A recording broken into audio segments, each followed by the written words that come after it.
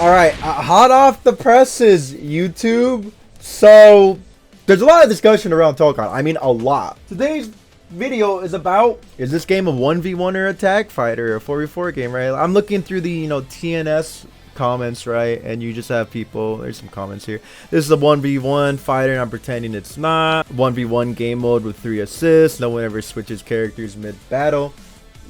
And mind you, this is in the TNS VOD. Yeah, I could understand people's impressions of that because looking at all these matches, you sift through them and everyone's just playing one character plus their assists. But what people fail to realize is, dude, it's a beta weekend. It was like 2.5 days for NA. To learn 4 characters, that's a huge undertaking. Who has the time for that? Besides me that no life the game. I put in, drumroll please, how many hours did I put into Tokon? Oh shit. Anyways, wow. Maybe I need to touch grass, huh?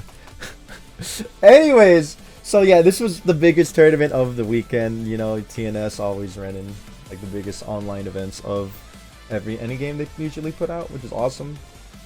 Shout outs to them. Right, so moving on to my point, all these guys are playing, one character plus their assists. It's understandable. Like these comments, and there's a bunch of Twitter comments as well. It's like, oh, the combos suck. This game's 1v1 plus 3 assists. Why aren't these people switching characters? Are they dumb? And IQ too low? Like, no, man. The game's new. It's not even out yet. It's a beta weekend, like how do you expect these people to play all these characters and to have them down to a key if they don't even have time to really grind it after 2.5-3 days, depending on where you at. But I will say, like, this whole thing kind of like goes to show that, mind you, I don't want to say I was the only person that was switching between most of their team. I think there's a couple other people that switched between at least like one other character, but I switched between 3 of my characters. Sometimes I would bring out Black Panther, right? But it was usually between Star-Lord, Blade, and Magic. I ended up winning the whole tournament because of the resources I get from tagging. I kind of want to show you, and I kind of feel beat about this, what happens if you don't learn your other characters and you have to like tag out to get the win. So I was fighting Klim, amazing, uni player, right? They play Black Panther. The Black Panther was cooking me, right? Kicking my ass.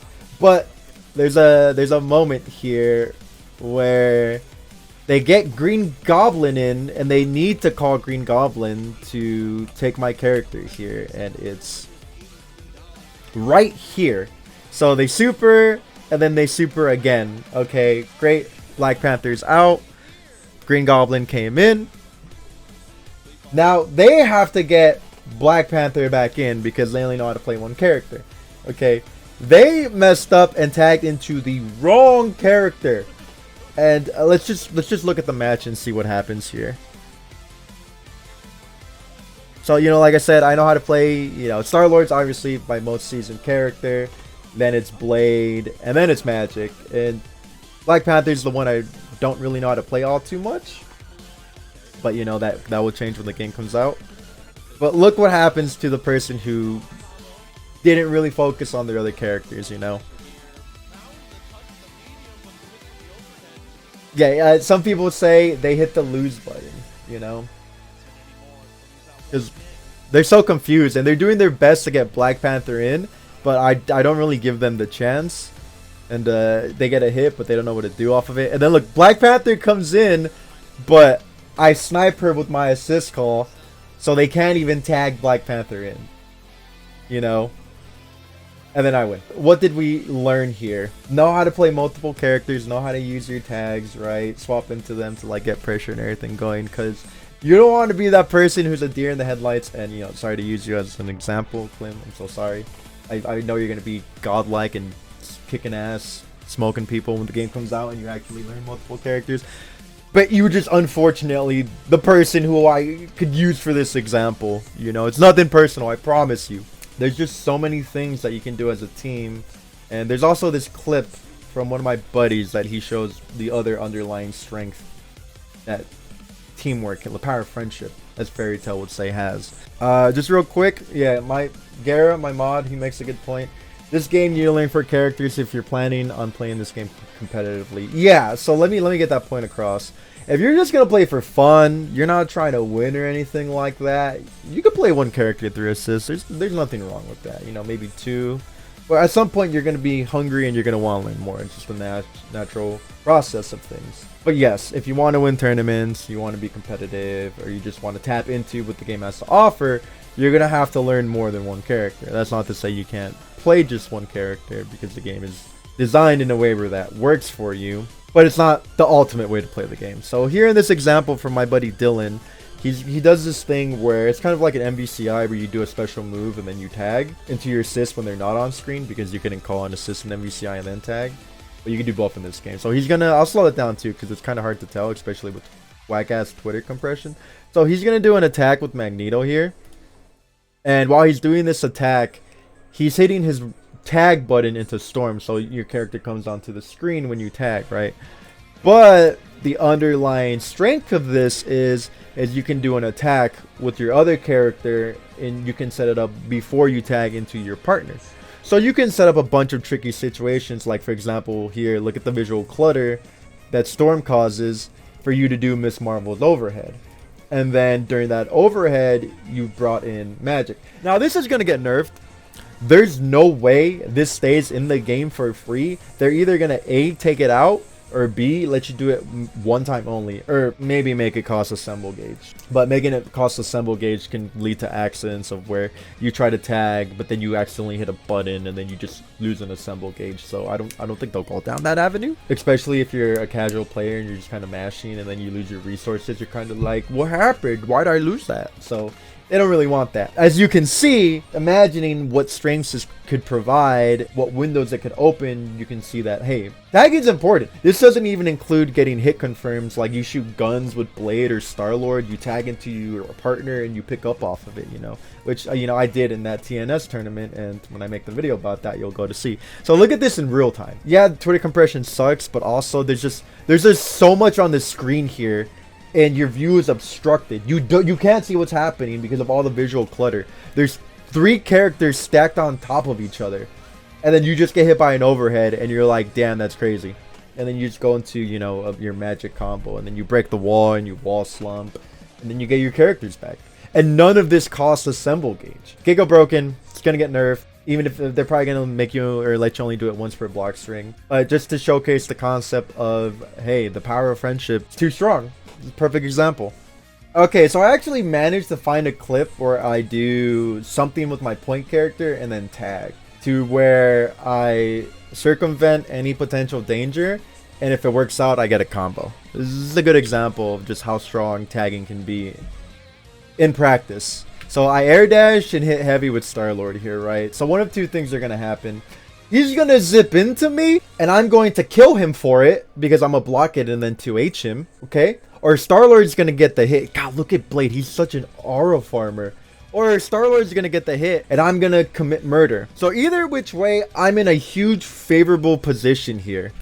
Star-Lord gets the hit, I'm like, okay, cool. And then I dash up, get the confirm, I get the wall break, I get a second character out on the screen. Just to give you an idea in practice of why it's so important to tag. Now that I've shown you, instead of being like, oh, here's a training mode clip, because people are like, well, it's only in training mode, you didn't do it in a real match.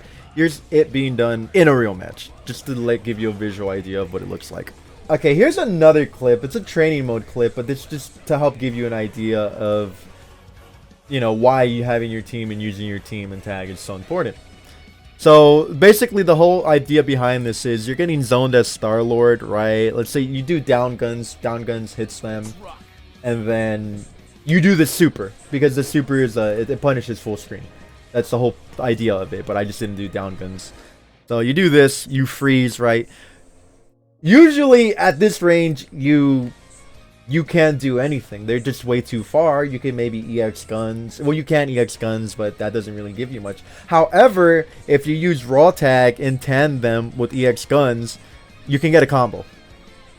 Now, I don't finish the combo, but that's besides the point. The whole point is, by himself, Star-Lord doesn't really get anything. Maybe I can super again, which Is it really worth it? With this, I get the knockdown, I get damage, I could wall break if I'm close enough to the corner. The reward is so much higher. But again, that's not to say you can't play one character 3 assists, but you just unlock the full potential using your team. So I'm over here asking, is there anything else I could say about the 1v1 with 3 assists versus the 4v4 debate? And yeah, Chrome Alchemist puts it pretty bluntly, but get this man a true and follow their YouTube.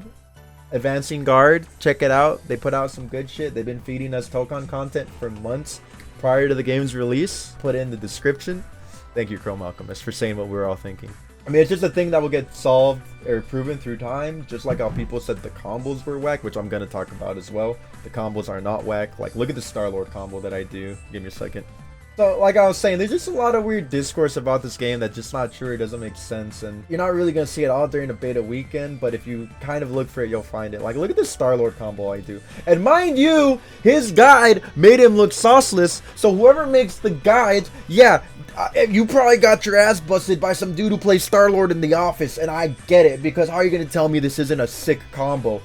By himself, by the way, no assists needed. And you get meter like candy, so this 25 bar is negligible.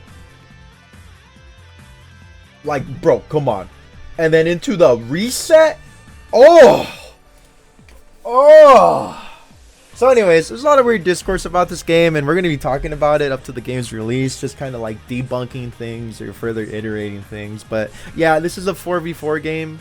You can play it 1v1 with 3 assists if you want to. Play the game however you like. But if you really want to tap into what the game has to offer, you're going to have to learn multiple characters. I'm not saying you have to learn all 4. At least 2 would be nice. You know, baby steps. You don't have to rush anything.